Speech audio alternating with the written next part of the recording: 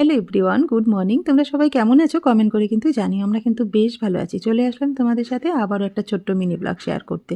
তোমাদের আগের ব্লগে বলেছিলাম যে তোমাদের সাথে একটা গাজরের মিষ্টি বানাবো, সেটা রেসিপিটা তোমাদের সাথে শেয়ার করব। তাই জন্য চলে আসলাম, একটা গাজরের মিষ্টি বানাবো। আমি যেভাবে বানাবো সেই রেসিপিটাই তোমাদের সাথে শেয়ার করব। আশা করছি তোমাদের একটু হলেও ভালো লাগবে।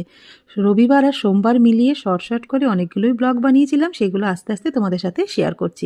গাজর দিয়ে মিষ্টি বানাবো, তার জন্য কিন্তু প্রথমেই আমি গাজরগুলো ধুয়ে ছোট ছোট করে টুকরো করে কেটে মিক্সার জারে দিয়ে দিলাম। তার মধ্যে দিলাম 1 কাপ চিনি, 1.5 কাপ মতন দুধ দিয়ে ভালো করে কিন্তু একদম মিহি পেস্ট করে নিলাম। খুব ভালো করে কিন্তু মিহি করে পেস্ট করে নিতে হবে। তারপরে ননস্টিক চাটুর মধ্যে 2 চামচ ঘি দিয়ে গাজর যেটা বেটে রেখেছিলাম দুধ দিয়ে, সেটাকে দিয়ে কিছুক্ষণ নাড়াচাড়া করে নেওয়ার পরে দুটো উপকরণ কিন্তু মেশাতেই হবে, নাইলে কিন্তু এই মিষ্টিটা খেতে একদমই ভালো লাগবে না।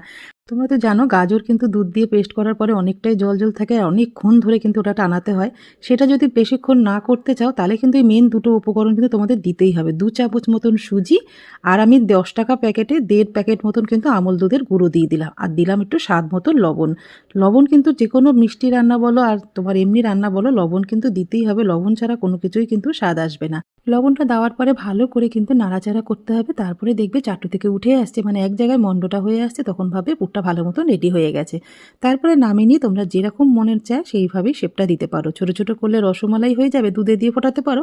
আমি কিন্তু একটু বড় বড় করেছি, আর আজকে কিন্তু আমি দুধে ফোটাবো না, দুধটা ফুটিয়ে মালাই করে তারপর ওর মধ্যে দিয়ে দেবো। তারপরে দেখো একটা ডেস্কির মধ্যে কিন্তু আমি দুধটা দিয়ে দিলাম, তার মধ্যে দিলাম আর 1 প্যাকেট মতন আমুল দুধের গুঁড়ো, চিনি স্বাদ মতন, আর দিলাম কিছু ড্রাই ফ্রুটস আমি গুঁড়ো করে রেখেছি, আমন্ড বাদাম, কাজু বাদাম আর পেস্তা, সব কিছু একবারে আমুল দিস্তার মধ্যে একটুখানি পিষে নিয়ে ওর মধ্যে দিয়ে দিলাম। দিয়ে ভালো করে ফুটে গেছিলো যখন, লাড্ডুগুলো তো সব রেডি হয়ে গেছে, একটা বোলের মধ্যে নিয়ে উপর থেকে কিন্তু দুধ মালাইটা দিয়ে দিলাম। কেমন লাগলো রেসিপিটা অবশ্যই কমেন্ট করে জানিও। পরের পয়সা বাঁচাতে গেলে বাড়িতে কিন্তু এইভাবে তোমাদের বানাতেই হবে মিষ্টি।